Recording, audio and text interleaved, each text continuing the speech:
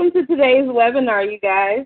Today's webinar is in coordination or in collaboration of three learning communities: the Youth Leadership Learning Community, the Young Adult Services and Supports Learning Community, and the System of Care Learning Community. Today's topic is building and measuring protective and promoting factors in youth, the Youth Thrive framework. We just wanted to remind you all again to make sure you introduce yourselves, your pronouns, where you are in the world, in the chat box, and to stay on at the end for the survey, as Sarah has already mentioned. At this point, we'll go ahead and turn it over to Martha and Lisa from the Center for the Study of Social Policy.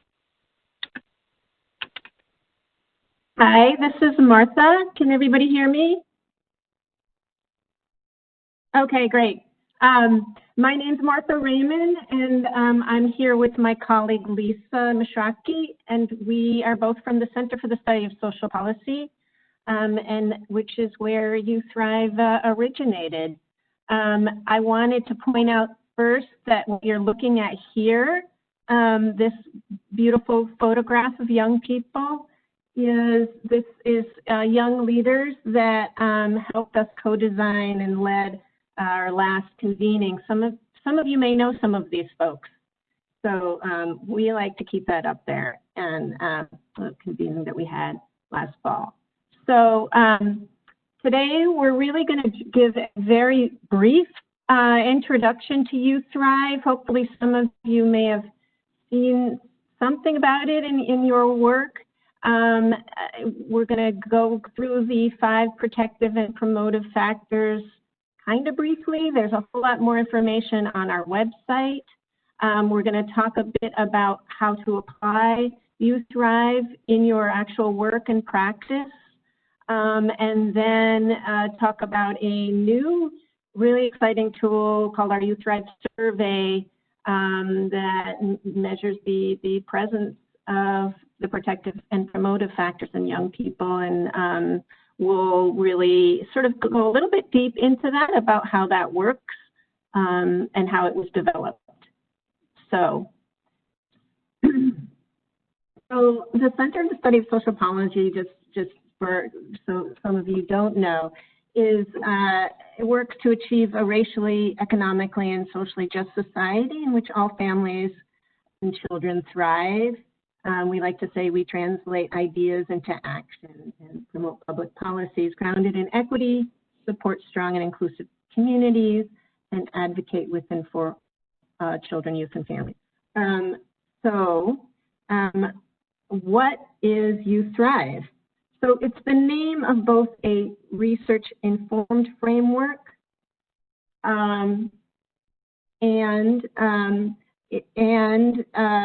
that identifies protective and promotive factors shown to enhance well-being and healthy development in all youth, not just youth in public systems.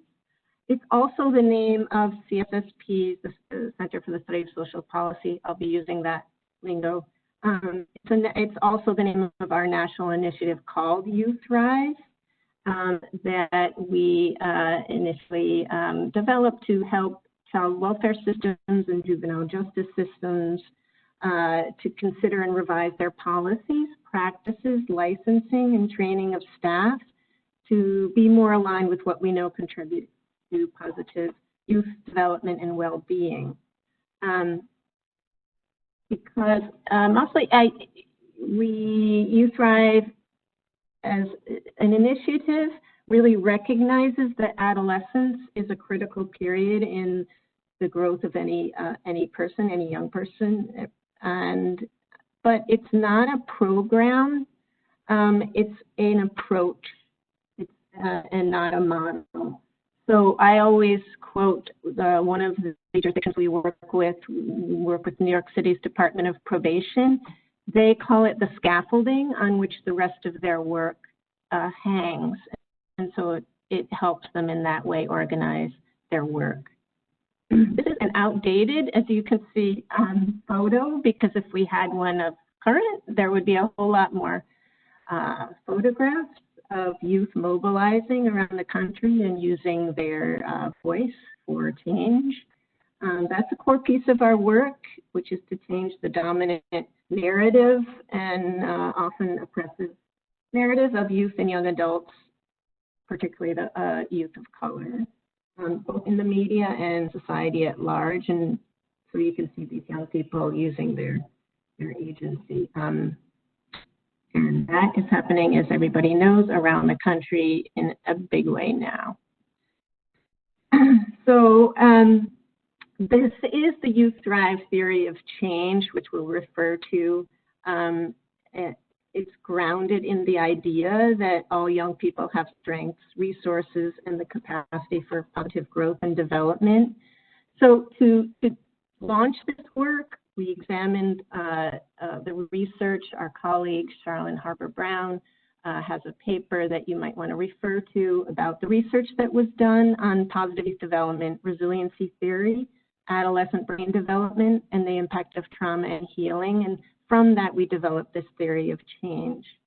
So you can see there are 5 interrelated variables that are simultaneously protective factors, which are intended to reduce the impact of negative life experiences, and promotive factors, which advance healthy development and well-being. So on the lower left, you'll see the 5 protective factors, and each of these gears are interactive. So the stronger the protective factors are, the lower the risk, and the greater likelihood that youth will achieve the characteristics of healthy development. And at the same time, the greater the risks and the lower the protective factors, the less likely youth will achieve well-being. I want to make one point that in the bottom left corner, risks fall along the continuum of the social ecology. So there are risks not just at the individual level, like health and psychological stressors, but also at the family level, when relationships are not supportive or not existent, and at the community and societal level, where not everyone's able to have access to the same types of opportunities. And now these are what you just saw, the 5 protective and promotive factors individually. One thing that came out of our focus groups when we were developing these 5 protective and promotive factors was the young people themselves who we worked with really felt relief from knowing what to expect developmentally from adolescents. And it really, they could see themselves in the work, and so it was a big relief to understand their functioning better. So this work is based on some notions that, like, adolescence is one of the longest developmental periods. It's a period of great opportunity, as I said before, and that the adolescent brain is very adaptable and very much shaped by experience. And of course, trauma is also significant in the development of the adolescent brain. So we're going to spend some time on the adolescent brain in a little bit. And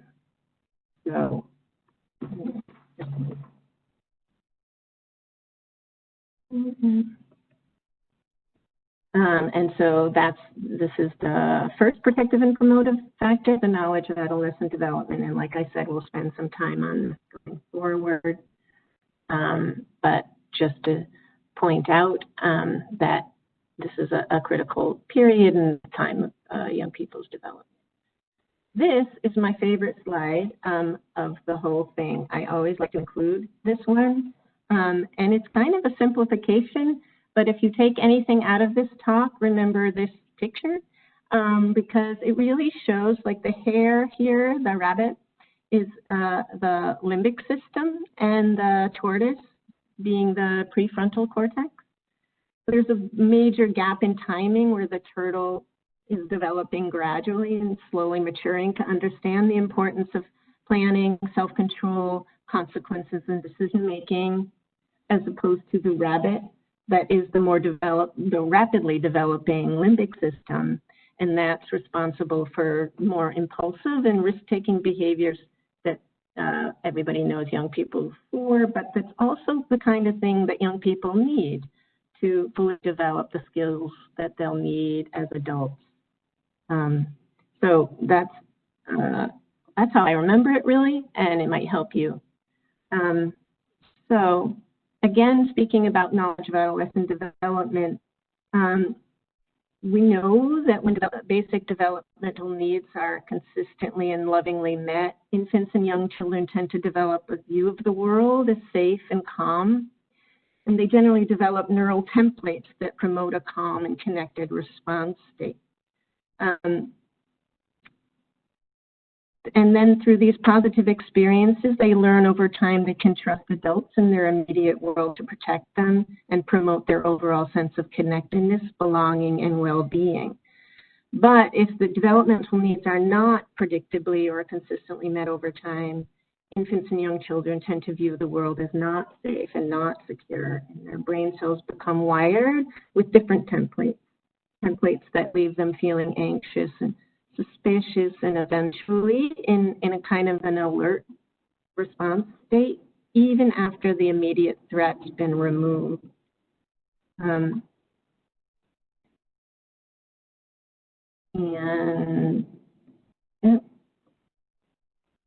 this is about pruning that you may have heard about.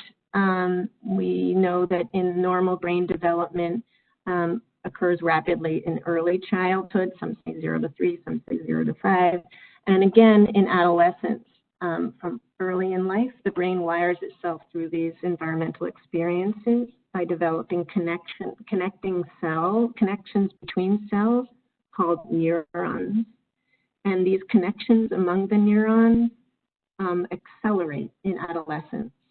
So the connections between the cells in the brain that get used repeatedly are strengthened, and those that are not used are frequently pruned away or fade away, and that's what's referred to as pruning. And it allows the brain to function more effectively. It's a very effective system, but it also means that connections that are formed and reinforced early in life play a stronger and stronger role as we get older.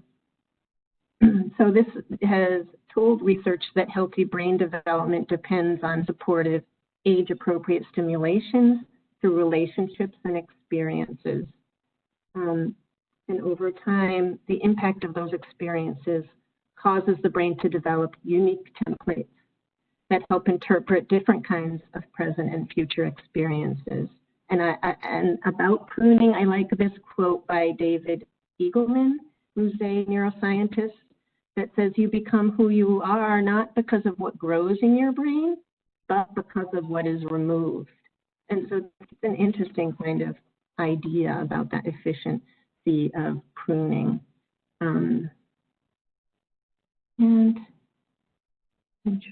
Okay. So this slide we've been showing for a long time. It now has really more resonance than it used to because of recent events that were at least filmed. But it's important to note here, you'll see what the white boy is saying versus the black child. This really is supposed to demonstrate that a young person's environment, things like structural racism or housing patterns or community violence, influences the presence and perception of risk. So it's present early in the child's life, but it continues through the lifespan. So that's some of the knowledge of adolescent development. We're going to move on to cognitive and social emotional competence, which is the second protective and promotive factor.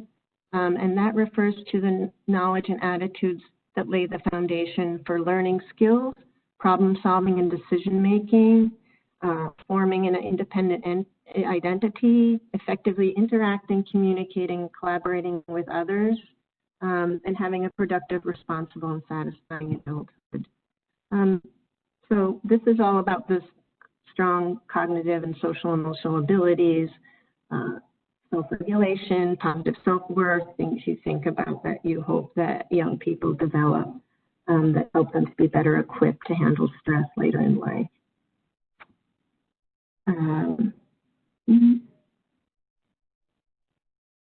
concrete supports in times of need. There, I'm just messing with these slides for a second. This is the third protective and promotive factor, and this is sort of where you all come in, so many of you, and it refers to the help-seeking behaviors and access to developmentally focused services. Because Youth Thrive says that help-seeking is a protective factor for adolescent health, because young people need access to accurate information and high-quality resources and services that are tailored to their unique developmental stage. And that's what many of you provide in your work. I'm sorry, I'm having trouble reading these slides. Okay.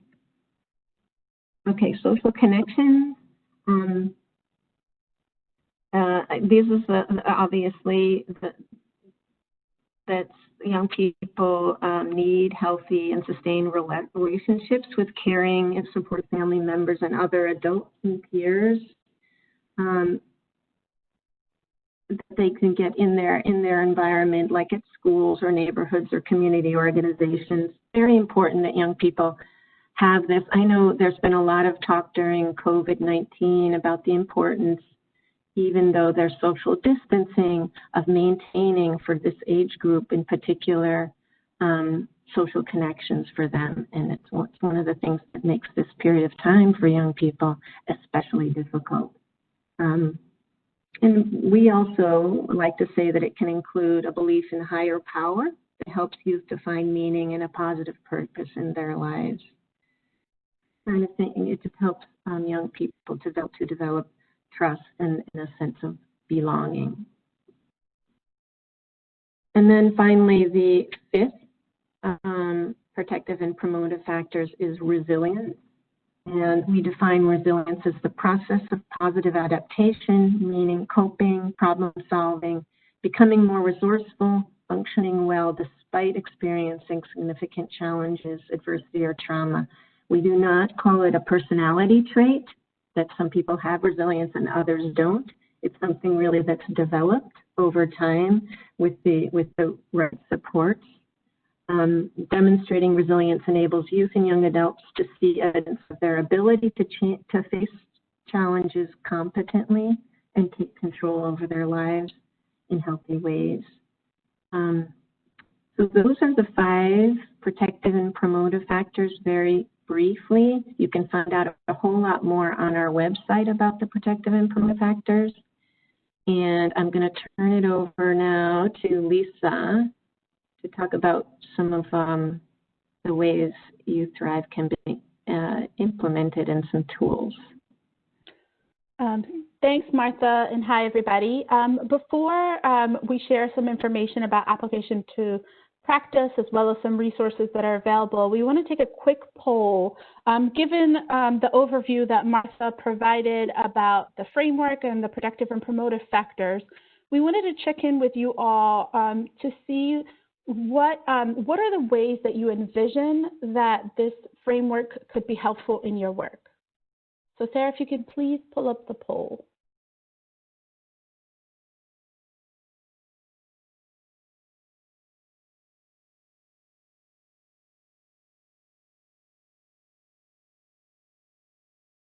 Can you see it? At least it's there. Yes. So if you all can just take some time, about a minute or so, the response options to the different ways that you envision that the Youth Thrive framework could be helpful are training, policy, practice, contracting, and organizational culture.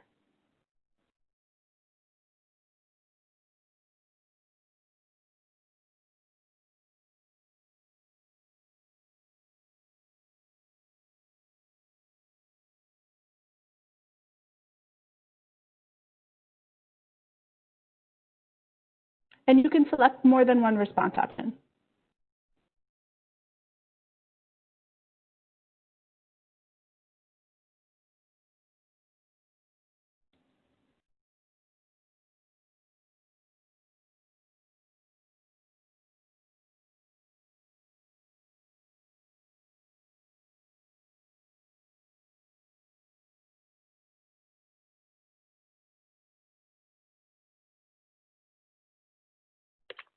Okay, is everyone able to see the poll results? Yes, and it seems like I think the highest frequency of responses are within the training and practice. So that's great, and we're going to share some resources related to two of those areas. Okay. So in terms of practice, what does this look like? I think it's important to note that the protective and promotive factors are universal, and that their application can and should be adapted depending on the setting and the context. The Youth Thrive framework can help shape agency culture, policy, practice, and infrastructure development related to mental health services, educational programming, job training, and other efforts that are needed to support youth and young adults.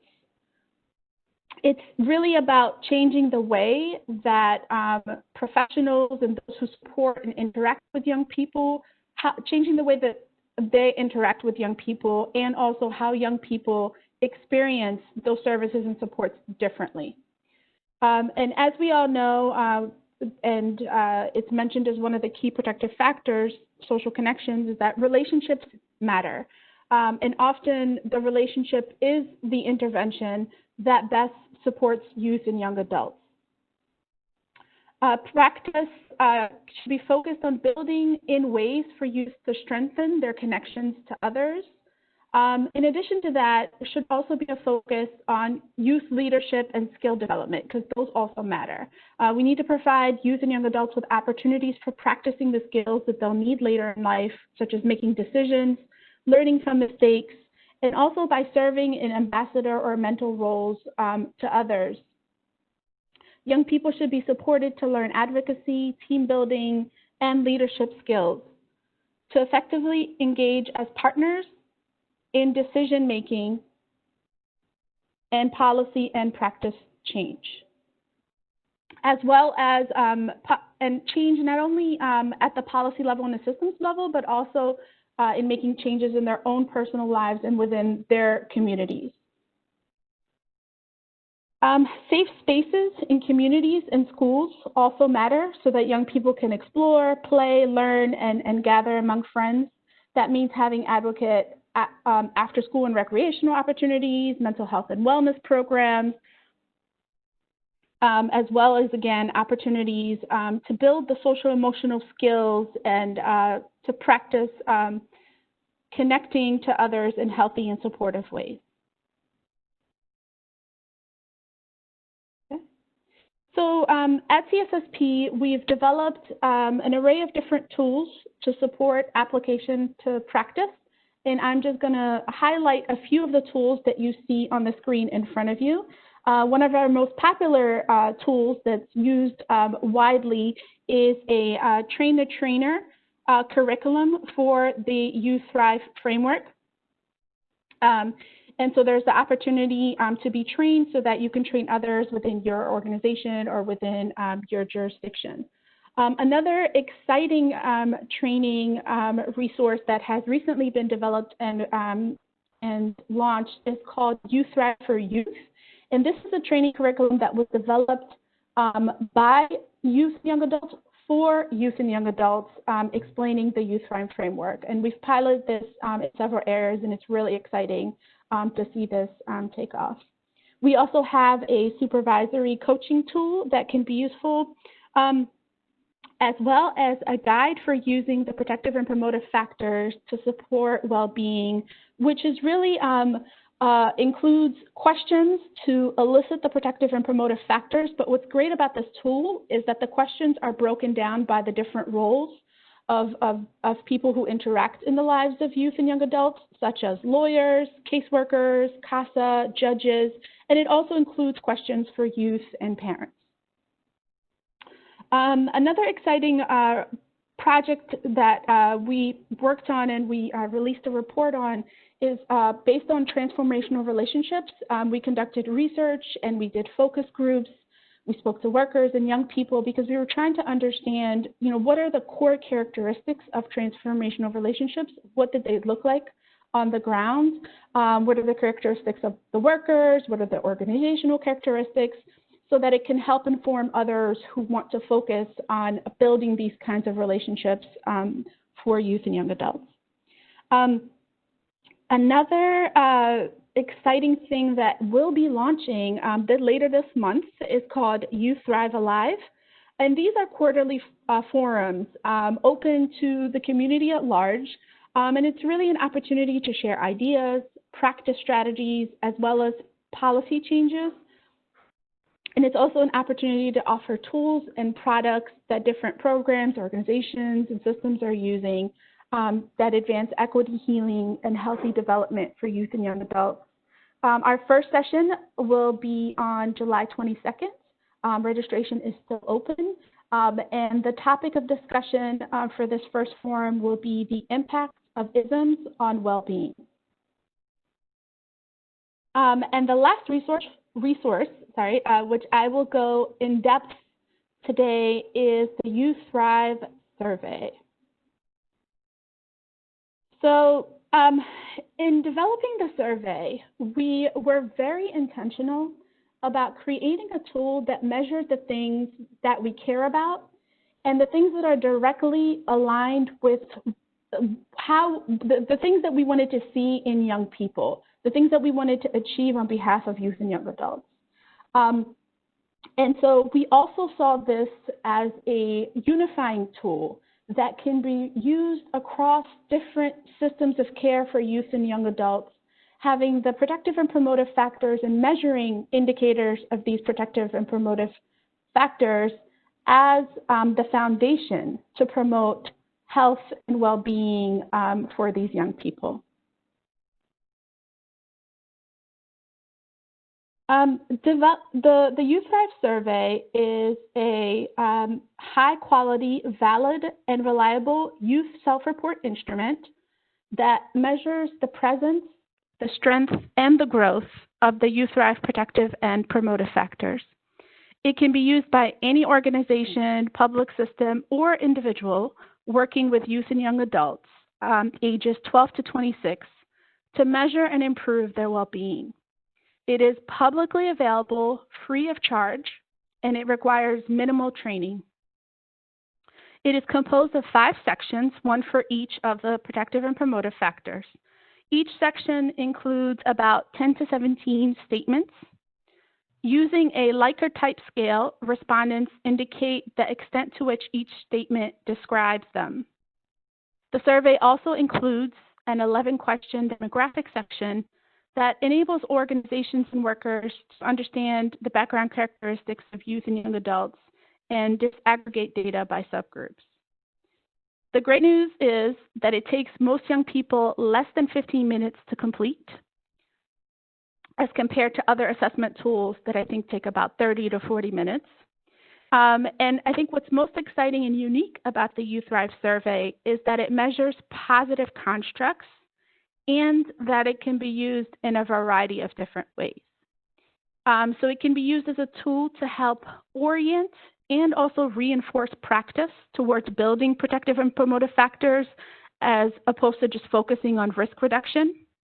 And it could also be used to inform ongoing organizational CQI processes, but with data that is guided by youth perspectives.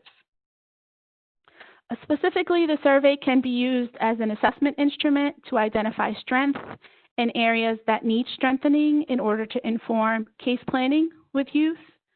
It can be used as an evaluation tool to measure the effectiveness of interventions or programs for youth.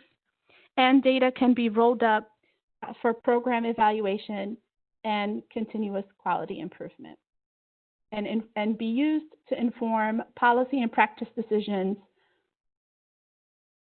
All right, so I want to quickly walk through the process of how we developed the survey, and then I'm going to show you some sample survey items.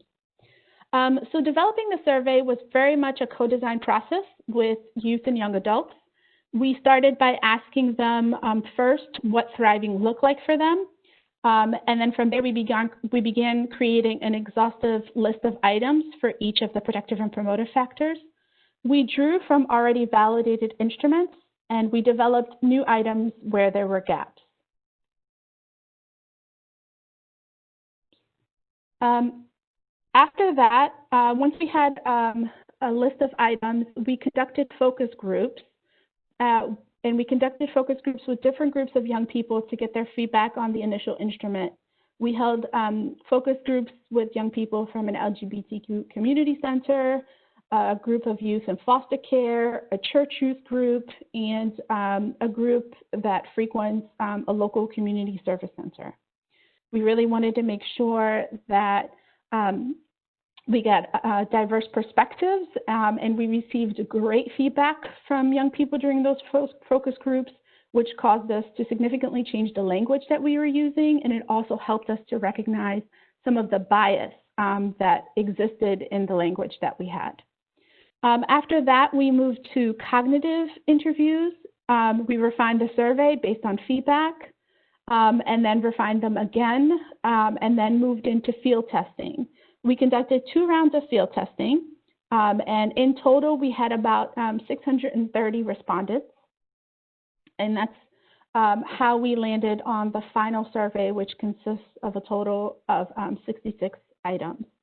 The next phase was turning the instrument into a web-based survey because we wanted it to be easily accessible. And we also, within that web-based survey, we also included reports to support policy and practice decisions. So as you can see on the screen, these are just sample items. And so in the dark green, the first part, you'll see our definition of resilience, similar to what Martha mentioned earlier. On the column that has items, those are sample items. And then you'll see the list of constructs that we're measuring. And I think that as we go through this, I hope that you'll notice how the survey, the constructs that it measures are different than current existing tools that are used. So for resilience, we're really focusing on optimism, cognitive flexibility, as well as persistence and determination.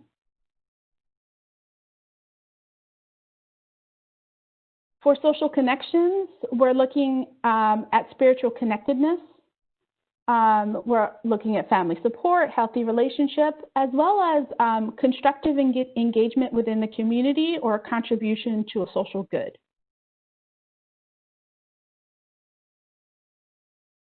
For knowledge of adolescent development, some of the things that we're trying to measure are identity, self-esteem, as well as a sense of future orientation.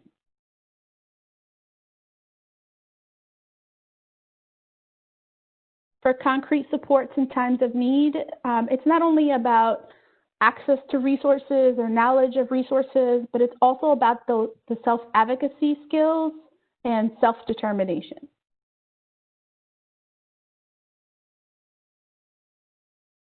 And for cognitive and social emotional competence, the constructs that the survey measures are things like empathy, perspective taking, social emotional regulation, and goal orientation.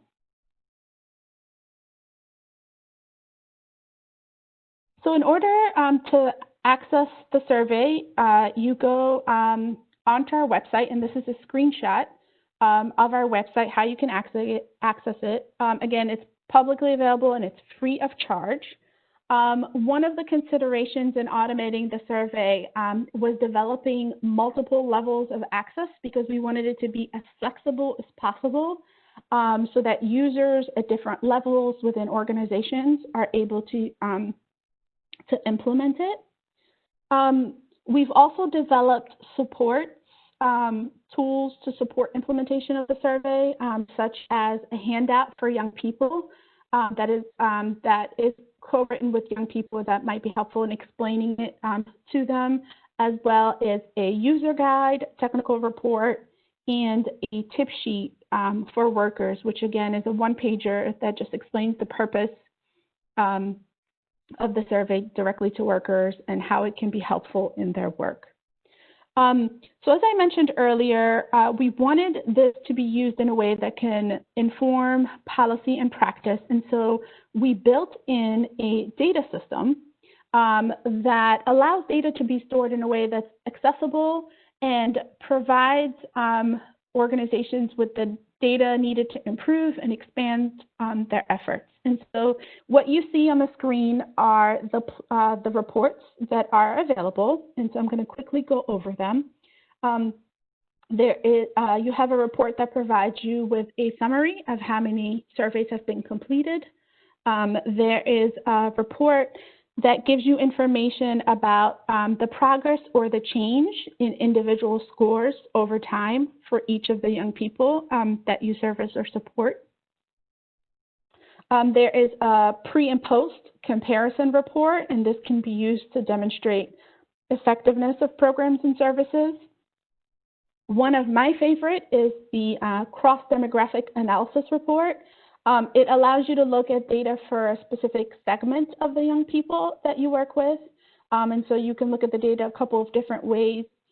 For example, if you want to look specifically for transgender Black youth or youth who are involved with juvenile justice, you could run those reports, and that gives you an opportunity to get a more in-depth perspective on how those young people are doing. There's also a report, which is not up here, but it's of all the registered users, both nationally and within your state. It can, I think within the state, it's really helpful, and it can be used as a way to avoid duplication of effort and also to coordinate services for young people. And finally, there's the data download option. And so this provides you with the raw data for your own analysis. You can merge it with other data that you have to answer any questions of interest to inform policy and practice.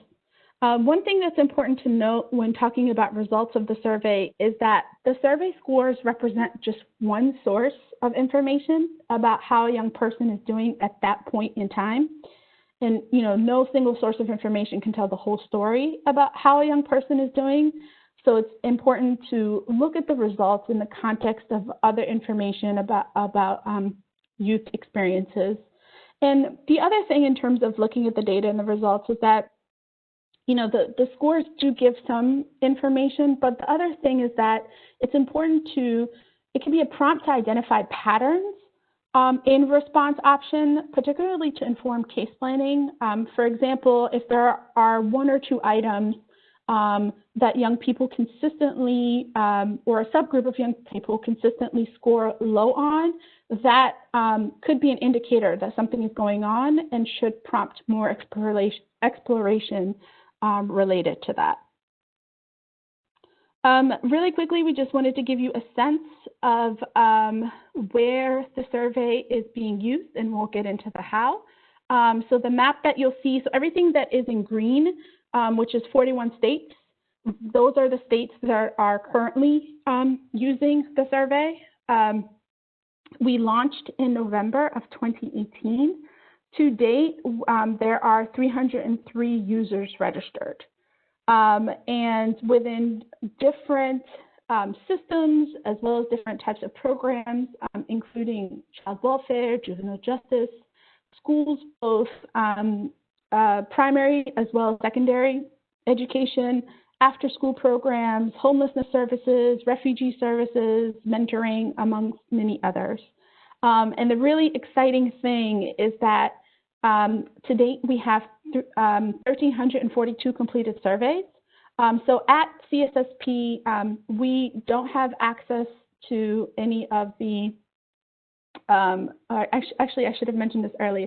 The survey itself does not collect any identifiable information. So that protects for confidentiality. It's up to the organizations to develop their own mechanisms for matching usernames along with the identifiable information for the young people. And for CSSP, we don't see any individual or local level data. We only see the aggregate data. And so with these, with the data for these 342 completed surveys, we have an opportunity to analyze and see what we can learn from that and what are the differences across the country. Another exciting thing that has happened is that we worked with the California Department of Social Services' Refugee Program Bureau because they were interested in implementing the survey but needed it to be translated in languages that met their needs. And so currently the survey has been translated into Spanish, Swahili, Arabic, Farsi, and Tigrinya. And we are currently working on getting the Spanish version into our website and data system and hope to release that to the public in August. Okay. So in terms of implementation of the survey and how it could be useful, I think one of the things that we've heard over and over again from the users is that the protective and promotive factors are foundational to building independent living skills. They're foundational to supporting permanent housing, employment, and successful transition to adulthood. And so using the survey helps to, again, orient and reinforce practice towards building those protective factors. And it also helps measures whether or not the young people are better off.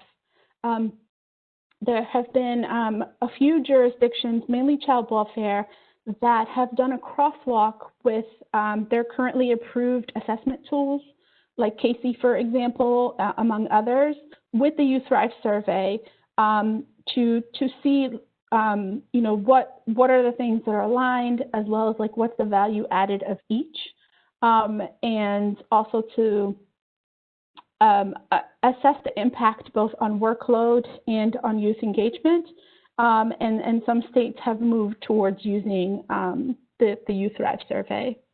What the survey does is that it gives workers an opportunity to engage with youth from a strength-based perspective. And it also gives them the voice to determine what supports matter to them most, and highlight their strengths. And it can be a pathway to build and or strengthen trust between workers and young people. It's been used in a variety of different ways. One way is to evaluate effectiveness of family finding intervention, whether or not there was an increase in social connections. It's used during home visits with young people, both as an observational and a conversational tool to prompt questions and to prompt conversation. A few jurisdictions have looked at the data in the aggregate and have used that data to align resource investments, whether or not they needed to look at their practice models or their contracted services, and made changes according to what they saw in the data.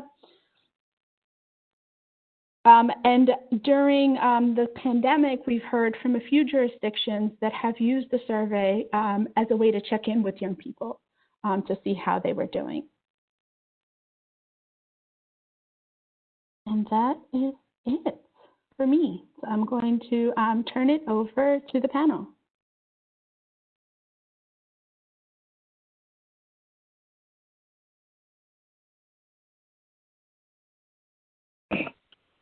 Well, that was an amazing presentation. Thank you all so much, Lisa and Martha. We're going to go ahead and allow our panelists to introduce themselves. Feel free to unmute, and I'll hand it over to Eden. Hi, everyone. Thank you so much for having me on this panel discussion. What a wonderful presentation. I'm always so amazed. I've seen this content quite a few times, but each and every time it always gets to me and I learn something new. So hello, my name is Eden Shavit. I use she, her, they, them pronouns interchangeably. And I currently work as an evaluator of system of care and healthy transition young adult access centers in Massachusetts through the University of Massachusetts Medical School. And my relation to the Youth Thrive framework is as an eager observer, exploring potential applications of the Youth Thrive survey that we just heard such wonderful things about, but also as a young adult with lived experience in state systems who has participated in the Youth Thrive for Youth training that we also spoke about during the presentation. And I'll hand it to Matt. Great, thanks, Eden. Hi, everybody. My name is Matt Wolf. I use he and him pronouns. I'm the director of Vermont's Youth in Transition program, and I got pulled into Youth Thrive initially as a trainer. Our Department of Children and Families here in Vermont, which actually does both child welfare and juvenile justice work, brought Youth Thrive into the state and really wanted to, change the culture of how we view youth in general. And I got pulled in among several other people as a trainer to train our communities in this model. And then as time went on, as folks can imagine, DCF had lots of sort of fires to put out and things to address. So we have now shifted into working with after school folks, and I'm actually taking more of a lead role in this and rolling it out statewide now. Through after school and education programming, and we've still hung on to that mission of, sort of changing the way everybody in Vermont views and responds to youth. And as it's come up, because several of our programs have lots of data tools and things that they are required to utilize for their programs, it came up more recently that we have an alliance of youth centers, like teen centers throughout the state that was really struggling to sort of, validate their practice and say, hey, teenagers just go there to play. And what we realized is being one of the very few resilience and positive, like strength-based tools out there, this alliance is actually really, really excited about the Youth Thrive survey, because not only can they use it to sort of evaluate themselves and how they're doing, we're looking at using it as a legislative advocacy tool and collecting data statewide about the positive impacts that our youth centers are having across the state. So I won't go on too much about it, but it's really exciting both to be doing this, as a culture shift in our whole state, but also be using that tool in such a direct and creative and tactful way. And I believe I'm handing it off to Jason.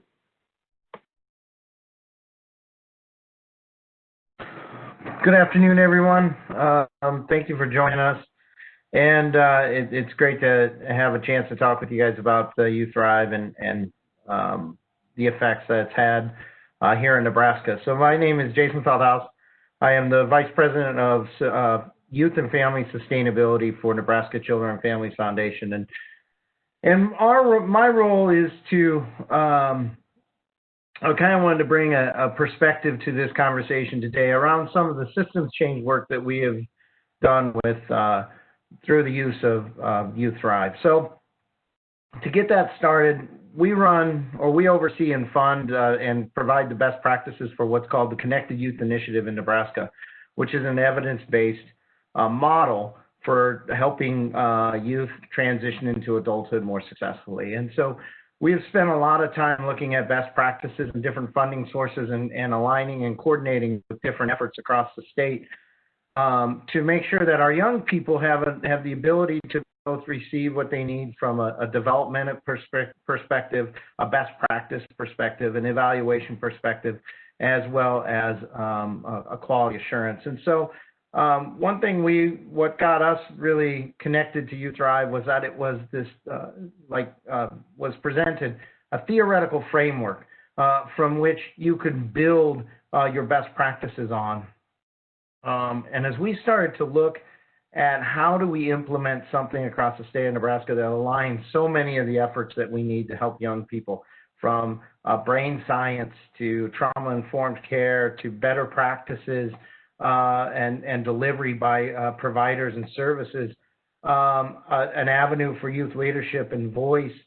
All of these different pieces are so essential and enormous that Youth Thrive gave us a way to kind of bundle it and really put it into a package that was digestible and made sense to kind of our state and how providers across the spectrum, whether it was education, juvenile justice, human services, housing, HUD providers, it talked to all of them, all in a way that made sense. And so what we were able to do was develop our relationship with Youth Thrive, really look at how that became our theoretical backdrop in which we applied best practices for older youth through the lens of Youth Thrives.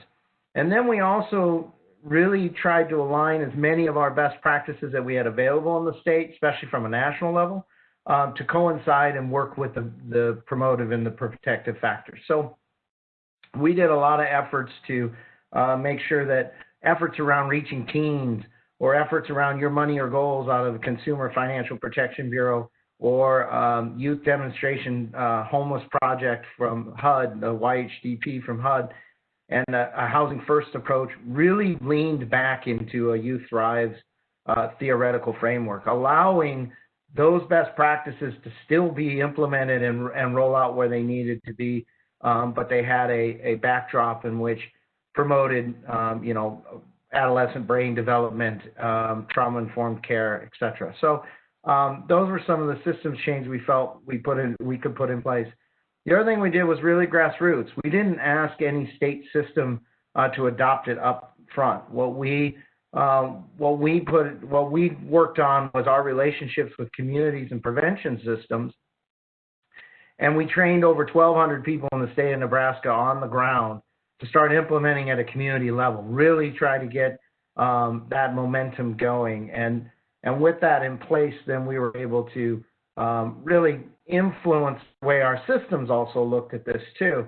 So we use much more of a buy-in from the ground, and when you put that in perspective, we have over 1,200 people trained in Youth Thrive. We have 1.9 million people in the whole state. So we really saturated as much of our youth services as possible with the theoretical framework and how Youth Thrive can provide a different lens from which them to work from.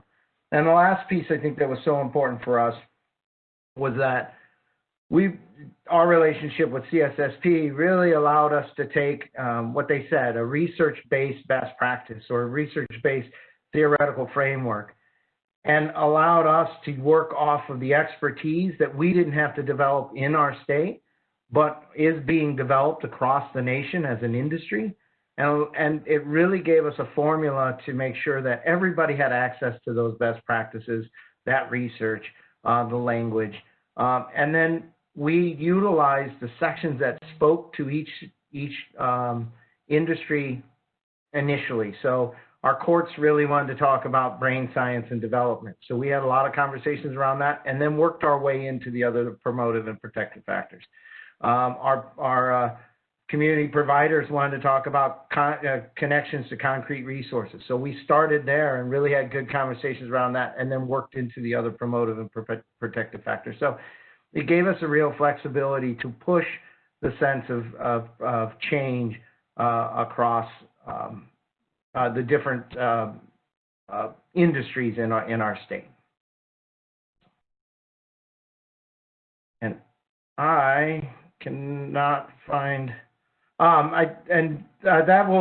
that pretty much wraps up, I think, our introduction on our end. Sorry, I'm looking at my notes just to make sure I didn't miss anything.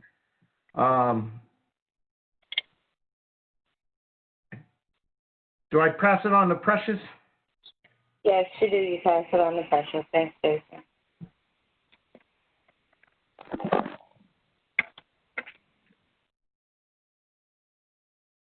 Okay, can you hear me?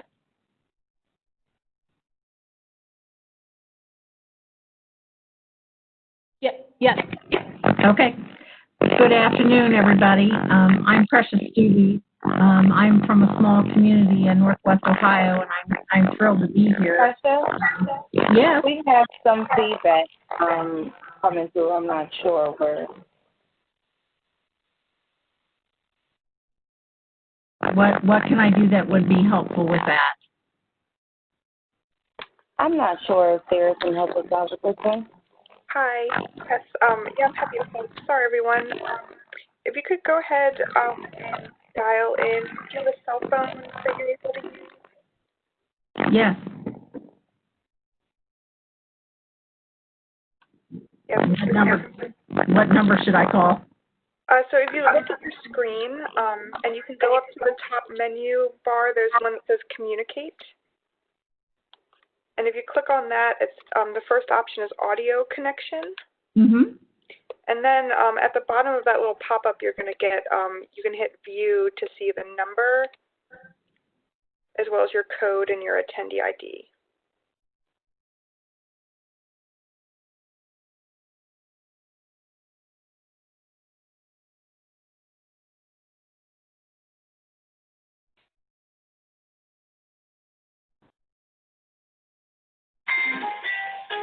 Welcome to website.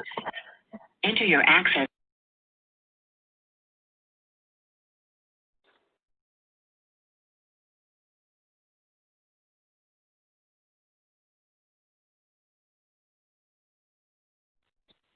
Okay, well, we get Precious signed in. Eden, would you like to address the question that was in the chat box? There was a question from Stephanie that says, since you're working with healthy transitions, have you seen success in using protective factor framework to transform behavioral health services and supports for transition-age youth where you are? Any ideas or advice using the framework for an existing site that may feel overwhelmed by the training materials? Hey, Stephanie, I'm so glad that you're on the webinar. Stephanie and I met at the Youth Thrive meeting in New Orleans last year, so I'm so glad to be able to speak to you indirectly right now, and would love to touch base again at some point after this. With regards to your question, in truth, in all honesty, we haven't completely adapted the Youth Thrive framework in every regard we would like to as of right now. And the hope is that through the Youth Thrive survey, that will be the guiding force that allows that full transition to happen, at least within our program's Healthy Transition and the System of Care Access Centers in Massachusetts, if that were to be a possibility.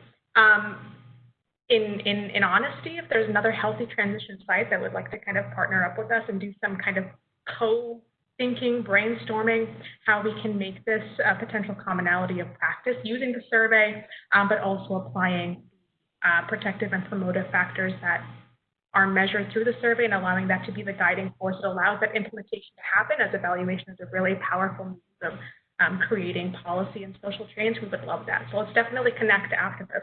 That's a very exciting notion. So thank you for that question. Thank you, Eden, for answering. Pressure, are you logged in now? Uh-oh, you might have to unmute your computer.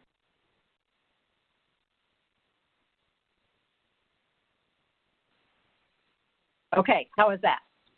Oh, we can hear you now, Precious. Take it away. Oh, wonderful. I apologize for that. I'm sorry.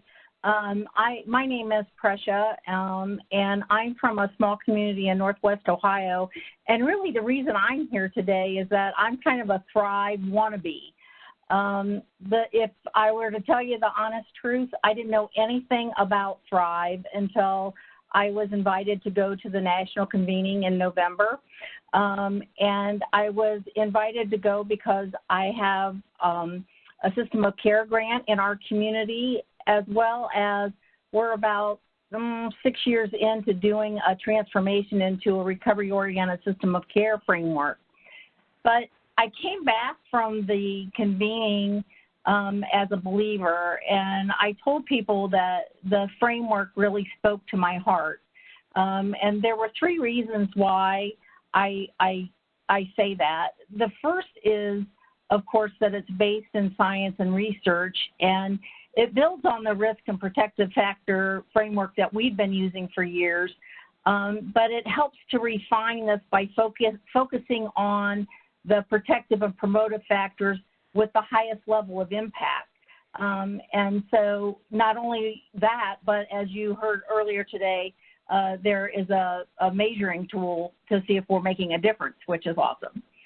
The second thing that spoke to me was the way it would be able to help us try and get all systems steering in the same direction, similar to what you heard Jason reference in Nebraska. You know, I'm hoping that in every case plan, regardless of what system a child or a youth presents, that they could incorporate concrete actions to work on the protective and promotive factors with youth, so they'll be better prepared for adulthood, and to help us move from a weakness to a building strength focus. And finally, I think it provides an opportunity for all segments of our community to get involved. With our work that we've done with ROSC and that framework, we found that it's not enough to ask people or organizations in the community to get involved. You have to really give them concrete action steps that they can take. And I see working on the protective and promotive factors as very actionable and something that can be done by anyone or any organization, and most often at little to even no cost. I came back and I wasn't really able to see a downside. So I just like to say that one of the things that we've learned with ROSC is that individuals get treatment and services at agencies, but they live and recover in communities. So if we're really going to be successful, all parts of our community need to get involved. And I see this as a way of people getting involved on behalf of youth as well as youth themselves, because the health of any community is enhanced when the mental health of all of its members is improved. It raises the tide across all systems, and so we're all better off if we do that. So we're in the process now of trying to bring this training into our community, and hopefully someday we can be as far along as Nebraska or Vermont.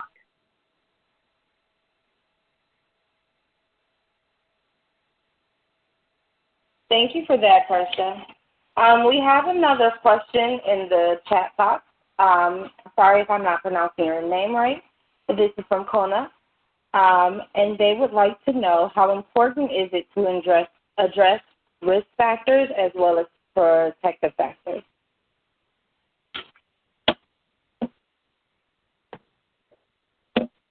I mean, I'm happy to jump in. I think Lisa gave a great answer to this in terms of building protective factors mitigates risk. All this content is really embedded in, trauma-informed principles and trauma-informed care. So, folks with any types of experiences, any types of adversity in life are going to build resilience by having protective and promotive factors. Like folks with no adversity in life but no protective and promotive factors aren't going to do nearly as well. And so risk factors are absolutely mitigated by all of the protective and promotive factors. They break down into feelings of self-worth, of self-perception, of self-management. There's it gets pretty deep pretty quick when you start looking into those, and that's what really helps the youth themselves be able to address their own lives and their own risk factors. As a trainer, I find myself working with folks to empower their youth, not try to control them, not try to fix things for them, but this is a framework that really helps folks to understand how to empower their youth to, mitigate their own risk, manage their own life, move forward in a positive way themselves. And just while I have the floor, because I know it can be awkward in these things, there was a previous question about the training materials being overwhelming. I just want to say that, forgive me, I can't find the name right now, but if you're interested in doing that, find somebody, a trainer, someone interested in being trained as a trainer. The training materials do seem overwhelming, but realistically, part of why I love this framework is it's actually very simple. There's 5 guiding premises, which are things about us as youth service providers, like about being trauma-informed and aware of the power of relationships, using a strength-based approach, things like that. And then there's the 5 protective and promotive factors, which y'all just got a quick overview of, that are the things to grow in your youth. So really, 5 sets of things about us, 5 sets of things about our youth. It's actually pretty simple, but it does take somebody, I've now been training this thing for some years, it does take someone who's willing to dig into that content and really realize that it's a lot of different tools for presenting that information to folks in different ways, but the framework itself is really approachable. This is Jason, and I think Matt touched on quite a bit there that I think is really important. The only thing I'd add from a systems perspective is that we spend a lot of time as systems really trying to mitigate risk and looking at risk and liability. the promotive and the protective factors gave us a chance to change that language a little bit and really look at the positive sides and where our own structural development were increasing risk. So if we were not sensitive or understanding the brain, the brain development and the way young people learn and relate and grow in a healthy developmental approach, and then to add trauma and all that on top of it. In many cases, what we did was we structured something to reduce liability, which increased risk and some of that trauma. And so it really gave us an opportunity to have that conversation really on our end from the industry side of it about how in many ways our restrictions, our limitations, our lack of normalcy, those types of language we've all used, limited our ability to help the young people to reach that well-being, but it filled our bucket of risk mitigation. So we continue to focus on that risk mitigation, continue to work from that angle. It was effective from the system side because we can continue to keep those structures in place. But this has really made us change those structures in that conversation in general. It's really flipped the switch around, okay, how do we promote an environment or a culture of well-being and thriving versus a reduced litigation or liability perspective. And so that's the one thing I'd add to that. And then I love how Matt touched on the training. For us, what we've seen is we've had young people even be trained in it. We do a lot of an adult trainer and a youth trainer. There's a real power in that. I think the material itself, in some ways, it really relies on where our expectations of common sense would kind of be, and then adds a great science perspective behind it. But it's nothing that would be too complicated that it works across all areas of the industry pretty easily. So those are my perspectives on those questions. Thanks so much, Jason. And I'm trying to keep my dogs out the background, you guys, so sorry in advance. But there's a comment in the chat box again from Stephanie. It says, hey, Matt, it was me. I am the trainer of Youth Thrive. I think the overwhelm part comes with the realization of how much work we have to do. Could certainly use some pointers on how to focus action items after training. Thank you for responding to that piece, and would love to connect on some examples on how folks have used the framework to restructure what they were already doing. And I see you responded there, Matt, and said certainly, and you'd be happy to. Oh yeah, I mean that's we don't have a ton of time left here. It's a big subject matter because this is the micro and the macro all at once. One of the things I forgot to mention in my intro is when the Department of Children and Families brought this into Vermont, they changed language and policy. They changed language in their contracts for case management services. They put Youth Thrive language and content into their policies and into their contracts to really embed it. So that's one way to do that at a systems level. The other sort of part of it really is culture change. It's changing the way people view youth. Jason spoke to a bunch of it about how, if we're talking about risk factors, when our youth are causing trouble, one of the first things we do is cut them off from their social connections to try to mitigate risk. Well, actually what you've done is inhibited both their cognitive and their emotional development by cutting them off from their friends, because they actually need that. So when we understand their development as human beings and where they're at, we're able to realize that, all the good intentions in the world, we actually can sometimes do more harm than good in some interventions that we have trying to reduce risk. So but that's where that culture change piece comes in. So that's why I said, Stephanie, I'd be happy to help. I don't think we have enough time in this webinar with everybody here to get into all of it. But it is, how do we actualize that stuff? How do we make sure that we are honoring the brain development of youth, that they're in their limbic systems and they're emotionally reactive, and if they've had trauma on top of that, then they're doubly in their limbic system, so they're twice as emotionally reactive. So we need to be calm and cool, not get angry or frustrated with them for being what my mom would call, age appropriate. So yeah, there's a lot of different things. I almost would like to have a conversation with you. I don't want to eat up the rest of this time on that, but there are certainly a ton of little things that can be done at the systems level as well as at the direct one-on-one service provider level and everywhere in between. I think that's one of the reasons why I'm so excited to, just dive in, because I think it's the opportunity to not just change the conversation, but then be able to institutionalize the change with the kind of ideas that you have related to policy and so forth, so that, we can change systems moving forward.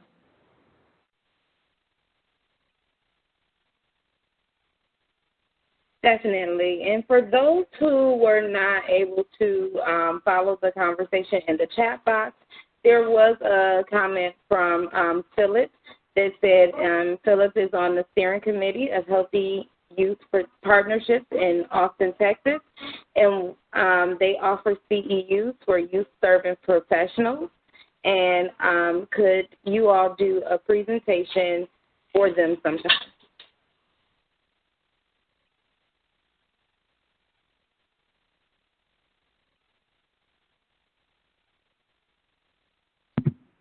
I'm probably not very helpful further in, but I'm willing to do what I can to help. I think both Lisa and I responded to that in the chat, saying that we would, really be happy to do that, and that we should talk more about what's needed, because we like to really individualize the trainings to make sure that we're responding to what the need is. So yes, absolutely. And I know we only have a couple of more minutes left, but I did want to allow some time for you all to share any lessons learned that you've had.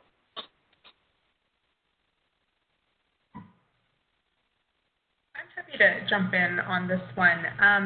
Something I really wanted to touch a little bit more on is as an evaluator and as a young adult, is the Thrive survey, which I cannot give a higher endorsement for this instrument. And I like to think that my perceptions are informed not only by my very new experiences as an evaluator, but primarily by my experiences as a young person being on the other end of countless evaluation strategies and instruments for the majority of my life in services and in care. And when I look at the Youth Thrive survey, I'm brought to think of two things that I believe to be very fundamentally true. The first being that data collection strategies have a long and turbulent history of being unintentionally or intentionally weaponized against marginalized communities, and a person's relationship to evaluation and documentation at large is shaped by those past experiences, both within themselves, intergenerationally within culture and community. And the second is that when done well in sync with the needs and wants of community, but also in sync with the idea of the need to shift away from ineffective and harmful strategies, which both Jason and Matt had both touched on earlier, evaluation through self-reported outcomes is a really powerful means of systems and policy change. And it's evident to me that that the development of this instrument, those fundamentals, whether they were aware or not, is something that really felt like it was part of the development of that tool. And as a young person, I think acknowledgement of harm done to young people and families via evaluation and an effort to reimagine what that narrative can be is so incredibly important, and really speaks to the essence of what Youth Thrive is. And like I said to Stephanie earlier, we're looking to implement it here in Massachusetts through Healthy Transitions. And if there are folks who are interested in kind of partnering with us on that and having a collaborative and community to discuss what that looks like for everybody, I think that would be really, really interesting in seeing how this evaluation tool can shape the policies and social changes moving forward.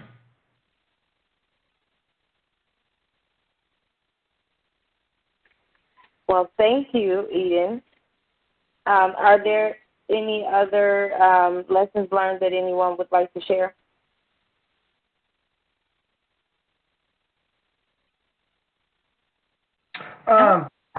This is Jason. lessons learned. You know, I think one thing we learned along the way for us was that when our young people understood what was in the survey and also in the training, we learned more about our best practices and how it can be implemented. We've shared the survey with a lot of our young people, and many of them, the same response we got back over and over and over again was, "This is so positively worded. It's a strength-based approach," and you know, I think that was really unique for us, at least, is that in so many cases we saw the other way when we asked young people, have they or would they do this, or have they not done this? Did they run into this? This comes from a lens of the promotive and protective factors, and it really builds on the strength in which they have available to them. And the biggest section that we have seen, the lesson learned, is resilience, and the ability to celebrate resilience versus highlighting the trauma that's happened. It's the strength within them to persevere. And so our young people have just really connected to it. They think they've really grown under the framework, and it's helped us be better because of it. So if there's one lesson I can pass on, that was it. It was sharing the positives of their experiences and limiting our normal lens in which we looked at their lives. So that would be mine. Yeah, I really appreciate that, Jason. You know, for me, it's just this idea that a strength-based approach is a focus on the future, because you're looking at the skills you have, what you bring to the table to move forward with, whereas a focus on deficits is a focus on the past. It's what's already happened. So very similar. I mean, Jason just articulated really, really nicely about how, you know, approaching youth based on strengths and growing those things and those skills actually helps everybody grow and really builds relationships. And I think that's one thing, particularly in the COVID stuff that's been going on and everything these days, is that whether it's related to youth or folks who've experienced trauma or, you know, folks who struggle with their mental health or their substance use, relationships are the intervention for all of us. And we don't build relationships together crabbing at what we don't like about each other. You know, I mean, we build relationships and connections with each other, sharing in the things we enjoy. You know, for us on this call, it might be youth work, but I mean, it could be, you know, card games, board games, movies, you know, just sharing in the things, you know, that we're good at and the skills that we have.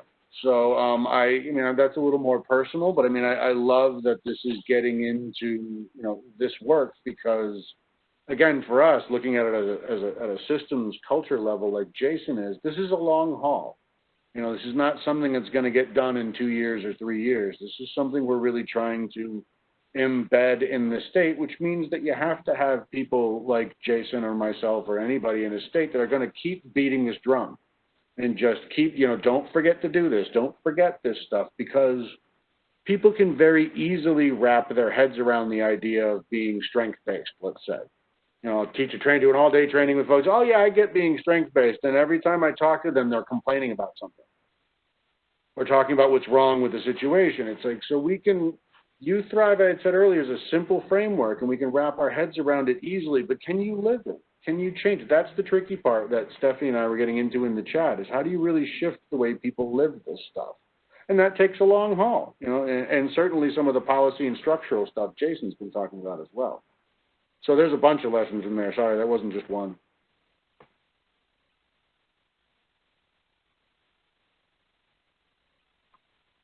Well, thank you so much for that. I think this was a perfect way to begin to wrap up our conversation. Is there anyone else who have any final words before we go ahead and wrap up for today?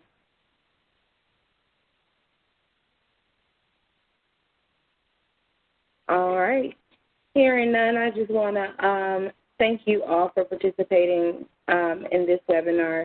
This was a ton of useful information, and it really helped me, a person who was able to attend one of the live convenings, understand Youth Thrive a little bit more. So this was really cool, and really appreciate you all attending today. I just wanted to remind our participants that are on the line that a survey was linked into the chat box. Please make sure that you take the survey and let us know how we did today on this webinar. And just letting you know, after the INTACT contract ends, which is going to be September 7th, all the TA Network Learning Community participants enrolled in Ideas at the Institute Learning Community will be able to continue the access that they have for the learning community content developed before September 7th.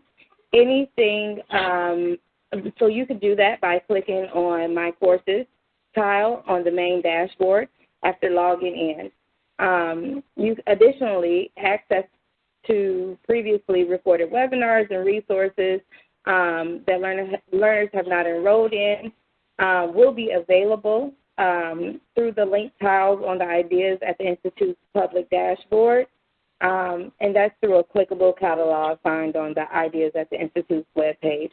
So you will not need to set up a new profile or to be logged in to access that information. New content developed by Ideas at the Institute or by the Institute and the CA Network after September 7th will require a subscription to access.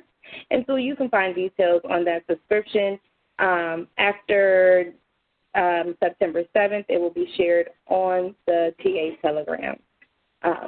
So if you all have any additional questions, you can contact me or Sarah for additional information. And again, thank you all for participating in this webinar today, and enjoy the rest of your afternoon. Thanks. Bye-bye.